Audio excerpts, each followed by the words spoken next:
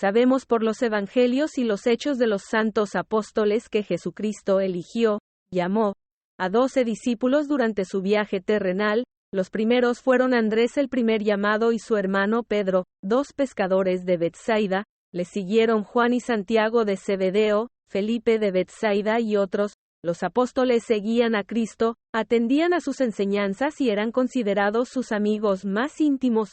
El viernes por la noche, después de la última cena, Jesús fue arrestado en el huerto de Getsemaní, donde estaban sus discípulos en ese momento y cuáles de ellos estuvieron presentes en la ejecución.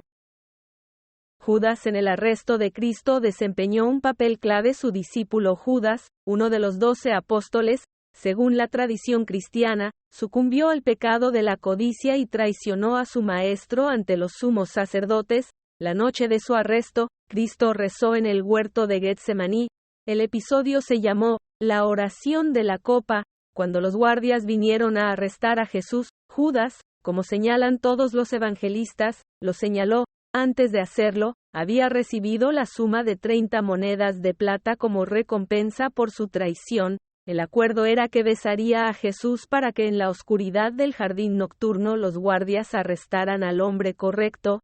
El beso de Judas, según el apóstol Juan, durante el arresto el propio Jesús dijo a sus discípulos que se marcharan y pidió a los soldados, dejadlos ir. Una posible razón es que aún no estaban preparados espiritualmente para aceptar el martirio. Su objetivo inmediato era difundir la palabra de Dios. En cuanto a Judas, después de su traición se arrepintió, tiró las 30 monedas de plata y se ahorcó. Por lo tanto, no estuvo presente en la crucifixión. Él, Pedro, le respondió, Señor, contigo estoy dispuesto a ir a la cárcel y a la muerte. Pero él le dijo, yo te digo, Pedro, que hoy no cantará ningún gallo y negarás 3 veces que no me conoces. Mateo 26, 34, Marcos 14, 30, Juan 13, 38.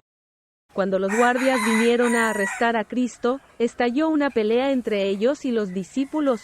Probablemente, Pedro cortó la oreja al criado del sumo sacerdote. Después del arresto, el apóstol siguió a Jesús hasta los sumos sacerdotes, pero se quedó en el patio de la casa.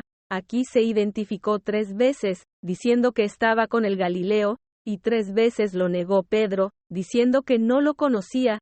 Y cada vez en aquel momento se oyó el canto de un gallo. Entonces Pedro salió de la casa del sumo sacerdote y se arrepintió amargamente por haber negado 3 veces a su maestro.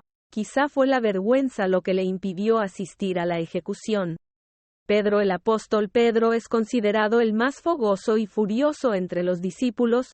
Fue él quien quiso caminar hacia Cristo sobre las aguas. Durante la última cena, Jesús predijo que Pedro le negaría. El apóstol no creyó. Juan el apóstol, Juan el teólogo, hijo de Zebedeo, es llamado el discípulo predilecto de Cristo.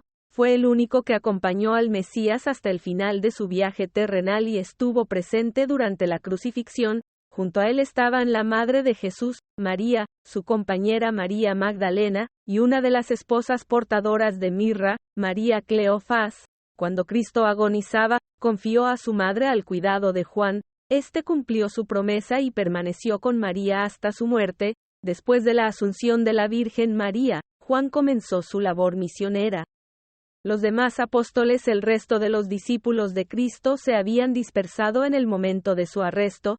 Sin embargo, no habían viajado muy lejos y se encontraban en algún lugar de Jerusalén en el momento de la ejecución. Afortunadamente para los discípulos, las autoridades estaban satisfechas con la detención y condena de Jesús, por lo que no se molestaron en buscar a los que habían escapado. Tras su resurrección, Jesús perdonó a todos los discípulos que lo habían abandonado y los llamó a difundir sus enseñanzas en diferentes tierras. Los discípulos se apartaron de él, echaron a suertes y se repartieron entre ellos los territorios donde predicarían.